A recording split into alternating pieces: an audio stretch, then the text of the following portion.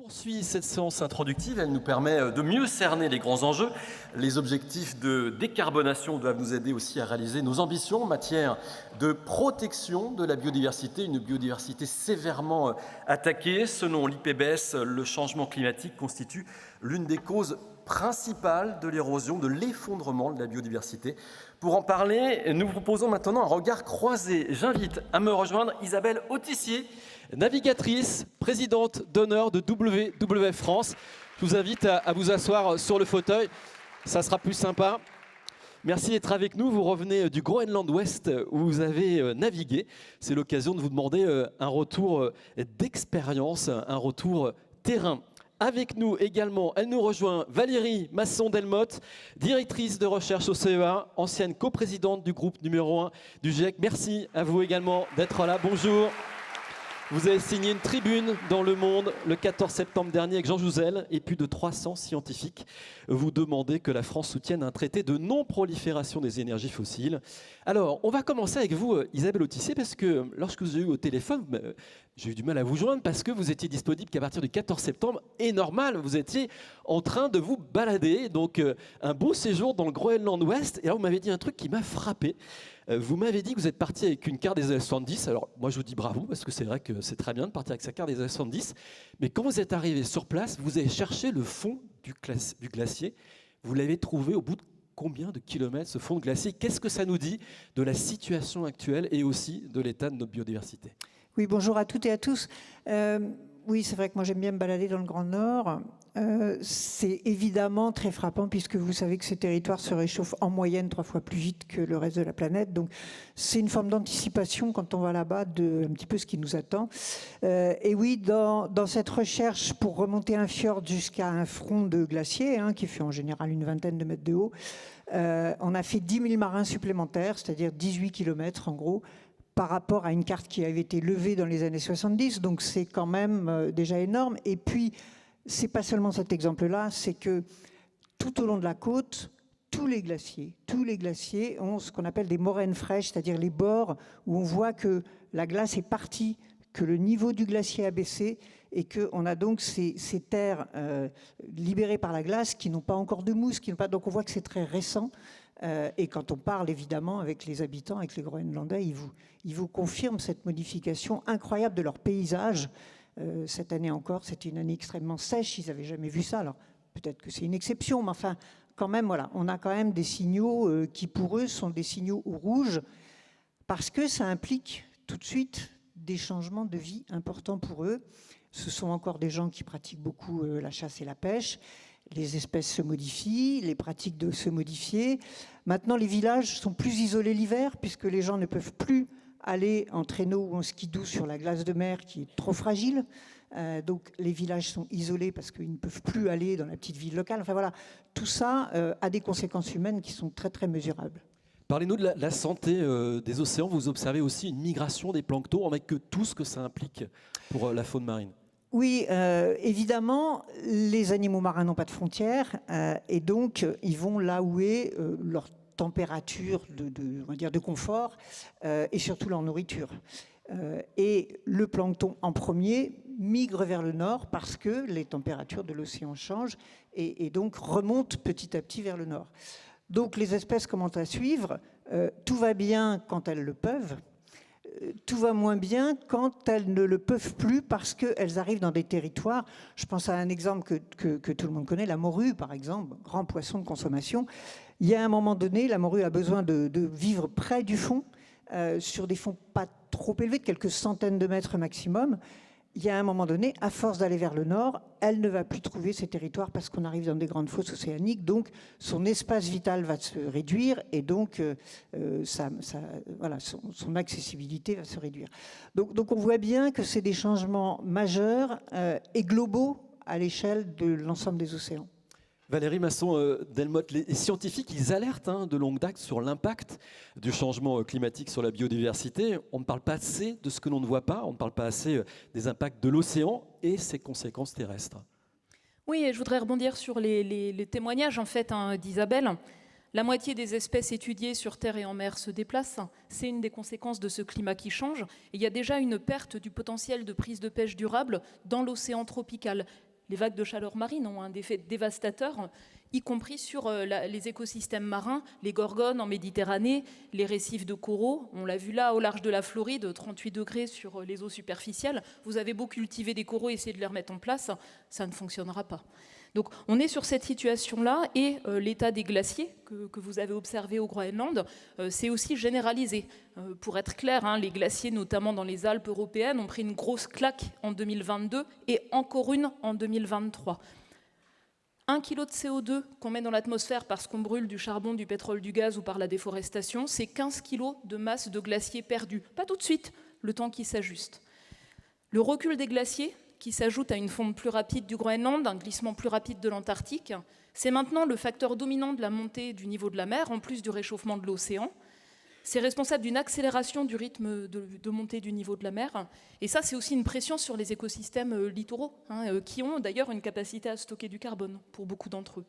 Voilà. Et la dernière chose que je voulais mentionner, c'est l'importance de ces glaciers, pas simplement pour la production hydroélectrique en France. On a vu l'année dernière, en 2022, 20% de capacité de production en moins, à peu près, parce que recul d'enneigement, recul des glaciers.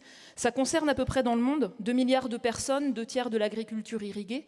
Et on voit bien les difficultés sur les besoins d'utilisation multiple de l'eau, les contraintes que le réchauffement va apporter. 1 degré de réchauffement en plus, c'est 1 mois d'enneigement à 1500 mètres en moins en montagne.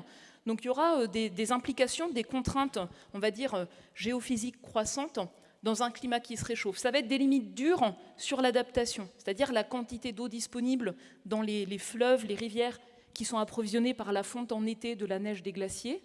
Ça va être aussi des contraintes sur la biomasse disponible pour les multiples usages que l'on veut en faire. Et ça a été dit tout à l'heure, hein, en France, l'accroissement des forêts est capté à peu près 7% des émissions annuelles de CO2. Mais avec un climat plus chaud, plus sec, un stress croissant sur la croissance des arbres, une augmentation forte de la mortalité d'arbres, une dégradation de nombreuses forêts, ce puits de carbone en fait a été sapé d'un facteur à peu près 2. Et dernier exemple, les feux de forêt au Canada qui se poursuivent au mois de septembre.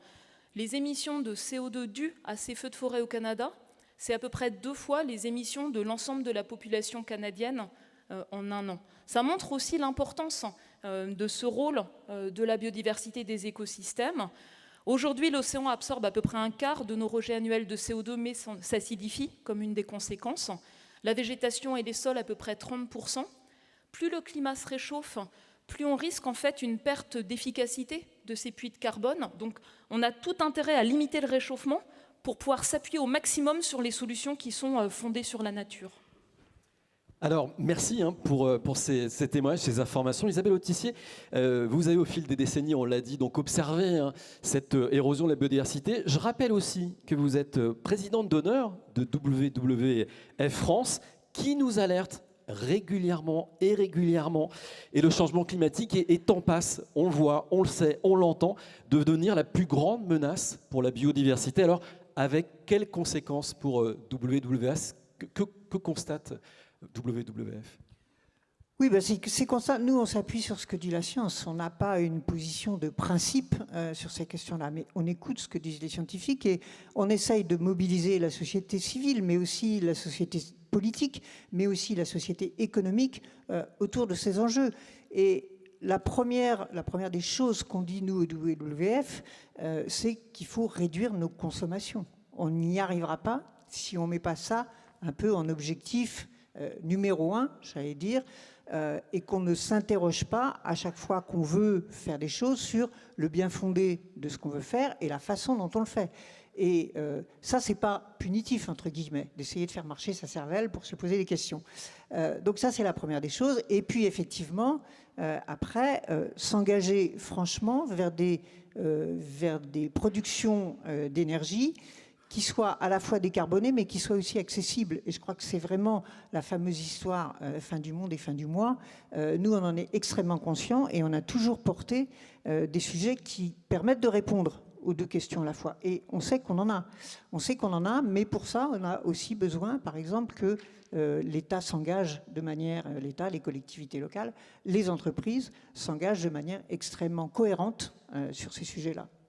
Alors on a envie de vous entendre en effet sur le déploiement des énergies renouvelables, mais au préalable je voulais vous faire réagir un peu sur l'actualité. On a entendu ces derniers jours, ces dernières semaines au niveau mondial, européen, national, une accélération, une volonté d'aller vers une prise en compte des dégâts sur la biodiversité, préserver notre planète, développer les énergies renouvelables. Valérie Masson-Delmotte, vous avez signé, donc je le disais avec Jean Jouzel, avec 300 scientifiques dans le monde, une tribune. Vous rappelez dans cette tribune les événements climatiques de cet été. Et vous écrivez que l'été 2003 doit servir d'avertissement. J'aurais envie de vous dire, et c'est un triste rappel finalement des conclusions des rapports publiés par le GIEC qui évalue les risques et qui évalue aussi les leviers d'action. Ça, c'était en 2023. Donc l'action pour le climat, elle monte en puissance, mais pas assez vite selon vous ? Oui, et quand on regarde le monde réel autour de nous, qu'est-ce qu'on voit ? On voit des émissions mondiales de gaz à effet de serre qui continuent à augmenter, un peu moins vite. On voit également une température à la surface de la Terre qui bat de nouveaux records. Juin, juillet, août, septembre sidèrent en fait les climatologues sur l'évolution de la température à l'échelle planétaire, l'accélération sur la montée du niveau de la mer, l'intensification d'événements extrêmes. Et si par exemple on regarde les extrêmes chauds en Europe, la réalité observée ces dernières années montre une intensification à peu près 2 fois plus marquée que dans les projections climatiques. Et puis également une aggravation des impacts. Et donc on a d'un côté une action pour le climat qui effectivement monte en puissance, mais on court derrière ce climat qui change vite. Et on a un décalage croissant également entre l'adaptation qui serait nécessaire pour le climat d'aujourd'hui, sans parler de celui de demain, et celle qui est effectivement efficacement mise en œuvre. Et vraiment, pour moi, ce qui est vraiment essentiel de comprendre, c'est que le principal facteur du réchauffement à venir, c'est le cumul des émissions de CO2 à venir. Si on mettait les émissions mondiales de CO2 à zéro par une vue de l'esprit, il n'y aurait pas de réchauffement supplémentaire. Il y a une inertie dans l'ajustement des glaciers, dans la propagation de la chaleur dans l'océan profond, dans l'ajustement du Groenland et de l'Antarctique, mais pour la température à la surface de la Terre, quand on arrivera à des émissions de CO2 à zéro net, il n'y aura pas de réchauffement supplémentaire dans l'état actuel de nos connaissances. On n'a pas encore déclenché, par exemple, de rétroaction irréversible, par exemple liée à la dégradation des sols gelés, pour l'instant. Donc, où est l'inertie ? L'inertie, elle est dans les infrastructures thermiques existantes. Les centrales à charbon, à gaz, leur durée de vie. Les véhicules thermiques, leur durée de vie. Les chauffages à gaz, à fioul, leur durée de vie. Si on regarde la marge de manœuvre qui nous reste pour limiter le réchauffement largement sous 2 degrés ou proche de 1,5 degré, ça se traduit en budget carbone résiduel. Les infrastructures fossiles existantes est prévu à elles seules, elles exploseraient la marge de manœuvre qui nous reste pour limiter le réchauffement largement sous 2 degrés. Donc c'est vraiment un constat géophysique, ancré dans la physique du climat qui est là, et qui nous montre que tout investissement supplémentaire pour l'exploitation de nouvelles ressources énergétiques, toute action pour prolonger l'utilisation de centrales thermiques, donc exploration, exploitation, production, n'est pas compatible tout simplement avec l'accord de Paris sur le climat, qui lui-même était inscrit sur l'état des connaissances de 2015 par rapport à des risques inacceptables. Qu'est-ce que c'est ces risques inacceptables en fonction du niveau de réchauffement planétaire ? C'est la perte irréversible d'écosystèmes ou de biodiversité, partout, dans toutes les régions. Des choses auxquelles on tient, qu'on a envie de protéger, de transmettre. Une partie de la beauté du monde, au-delà des services que ça nous rend. C'est des risques inacceptables pour la sécurité d'approvisionnement en eau, des choses qui sapent la sécurité d'approvisionnement alimentaire, la sécurité des lieux de vie. Rien qu'en France, 10 millions de maisons exposées au mouvement des sols argileux, et on voit bien les difficultés des familles qui sont exposées à ces conséquences-là. Et puis la montée du niveau de la mer, c'est vraiment des risques majeurs d'approvisionnement en eau douce. Là, à la Nouvelle-Orléans, il y a des intrusions d'eau salée dans le réseau d'approvisionnement d'eau potable. C'est des enjeux d'inassurabilité de certains endroits, à mesure des inondations chroniques à marée haute, de la récurrence de submersion. Et on n'est pas du tout à la hauteur sur la réponse par rapport au littoral. Donc on est vraiment sur des enjeux d'éviter des futurs ingérables. Et pour cela, arrêter d'investir dans les énergies fossiles, c'est juste la traduction de l'accord de Paris et du constat scientifique. Donc pas d'extraction aussi, c'est ce que vous dites. Isabelle Autissier, comment vous jugez, vous aussi, l'action de l'État ? On a le sentiment que ça s'accélère. Est-ce que ça va dans le bon sens ? Est-ce que vous jugez que ça ne va pas assez vite ? Oui, bien sûr. Oui, oui aux deux, je dirais. Bien sûr, il faut saluer ce qui est déjà fait, ce qui a été entrepris. Je crois que on est en train de changer d'époque, on est en train de changer d'air, on est en train effectivement de prendre cette question à bras-le-corps parce qu'aussi on est en train de vivre les premiers dérèglements violents pour les citoyens. Moi, j'habite la bonne ville de La Rochelle. Que sera la ville de La Rochelle en 2050? Est-ce qu'il faudra faire des passerelles au premier étage? Peut-être, parce qu'à marée haute, on est à 20 cm du bord du quai maintenant. Donc je crois que voilà, les politiques en général commencent bien à prendre la mesure de ces choses-là. On le voit au niveau européen, on le voit aussi au niveau national. Ça commence à se mettre en ordre de marche. Ça commence à se mettre en ordre de marche. Et la question, sans vouloir être toujours la perpétuelle insatisfaite parce que ça ne va pas assez vite, la question, ça a été largement partagé, c'est qu'il faut aller de plus en plus vite. Quand j'écoute ce que dit Valérie Masson-Delmotte, je comprends bien que c'est une véritable révolution. On a parlé de murs énergétiques, on parle de murs climatiques. Pour attaquer un mur, il faut des bons crampons et il faut y aller. Donc je crois qu'il faut vraiment, on a vraiment besoin de tout le monde dans la bataille et on a besoin de signaux de plus en plus forts, effectivement, de la part de l'État, de la part du politique, parce que malgré tout, c'est quand même eux qui donnent la note générale sur laquelle l'ensemble des industriels, sur lequel l'ensemble des citoyens va pouvoir s'engouffrer. Alors on a envie maintenant de vous entendre sur la trajectoire. Quelle serait la bonne voie à prendre? Valérie Masson-Delmotte, la voie des énergies renouvelables, c'est la bonne voie? Donc en fait, il y a un enjeu d'éclairer l'état des connaissances, on va dire de manière théorique au niveau planétaire. Et puis après, il y a le contexte propre à chaque pays, la France, les autres régions du monde. Quand on regarde en fait le rapport du groupe 3 du GIEC, pour moi, ce qui est spectaculaire, c'est le potentiel technique pour pouvoir diviser par 2 les émissions de gaz à effet de serre à horizon 2030 dans le monde, avec en gros 3 leviers d'action.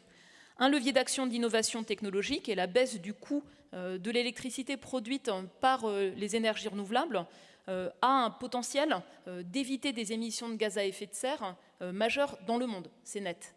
Ensuite, mais ce n'est pas le seul levier d'action, il y a de multiples leviers d'action, donc innovation technologique dans tous les domaines, dans tous les grands systèmes en fait, de production, maîtrise de la demande avec un enjeu d'efficacité et de sobriété. D'ailleurs, l'Agence internationale à l'énergie le rappelait dans un rapport rendu aujourd'hui, il y a un enjeu à doubler en fait, les investissements dans l'efficacité énergétique.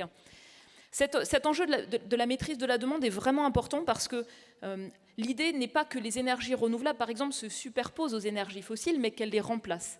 Et donc cet enjeu d'efficacité et de sobriété est considérable pour permettre le meilleur usage de cette électricité bas carbone produite avec toutes les autres sources d'électricité bas carbone.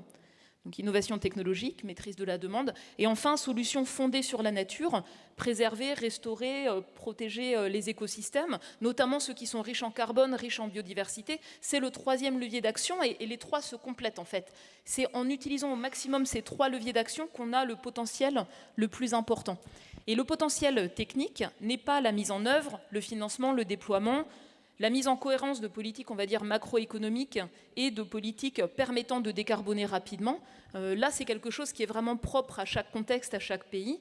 Et donc, il y a un ensemble de ressources qui sont disponibles pour la France qui montrent le potentiel de doubler en fait le rythme de baisse des émissions et notamment par une montée en puissance rapide des renouvelables en complément du reste. Isabelle Autissier, sur cette question, quelle est la meilleure voie? Vous dites qu'avant même les ENR, la meilleure énergie, c'est d'abord celle qu'on ne consomme pas.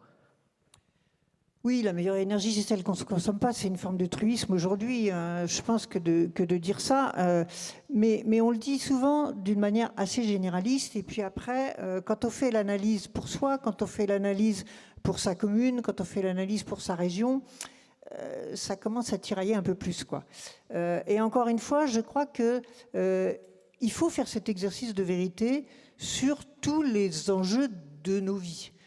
Il est évident que le climat va impacter nos vies, donc c'est assez naturel, assez normal qu'on se pose des questions, évidemment sur la façon dont nous vivons, dont nos maisons sont isolées et chauffées, sur la façon dont on se transporte, mais aussi sur ce qu'on consomme, sur le type de produits qu'on consomme, sur la provenance des produits que nous consommons, sur ce qu'il y a derrière, c'est-à-dire toute la filière industrielle ou la filière agricole des produits que nous consommons, c'est pas la même chose de consommer des produits alimentaires qui sont issus d'une agriculture qui est une agriculture biologique plutôt que de produits qui vont réclamer beaucoup d'intrants, par exemple.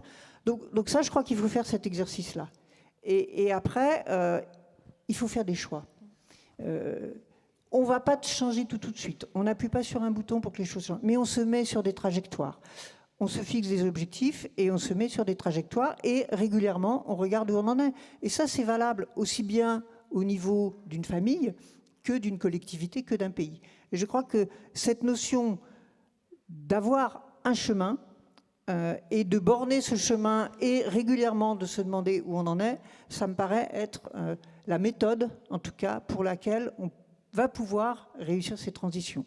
Parce que sinon, on attend qu'il y en ait un qui fasse un pas, on attend d'avoir les conditions pour, on attend, et puis tout le monde se regarde en attendant, et on n'avance pas. Donc je crois vraiment que le chemin, il peut être fait à tous les niveaux de la prise de décision. Alors un dernier sujet qu'on souhaitait aborder avec vous, c'est la question de l'acceptabilité des énergies renouvelables. C'est un vrai sujet, on ne peut pas déployer sans l'acceptation des populations, c'est une réalité. Donc comment on fait? Et j'ai envie de vous poser d'abord la question à vous, Isabelle, puisque vous êtes aussi présidente d'honneur de WWF. Donc quand on parle biodiversité et qu'on parle de déploiement des énergies renouvelables, en particulier d'éoliennes et d'éoliennes terrestres, d'éoliennes marines aussi, comment vous réagissez? Qu'est-ce que vous dites sur ce sujet de l'acceptabilité? Oui, l'éolien terrestre, c'est un sujet qui, en France, est en train de devenir clivant, pour reprendre les paroles de Pascal Canfin, est en train de tourner à un affrontement politique qui est extrêmement néfaste et extrêmement improductif. Parce qu'on arrive à des positions de principe et que là, on a énormément de mal à réconcilier. Quand on se balade en Europe, on ne trouve pas du tout le débat de la même manière un peu partout. Il y a des endroits où il peut y avoir des réticences, mais on n'a pas cette polarisation aussi forte, même si le risque commence à se faire sentir un peu partout. L'ennemi numéro 1 de la biodiversité, c'est le dérèglement climatique, c'est sûr.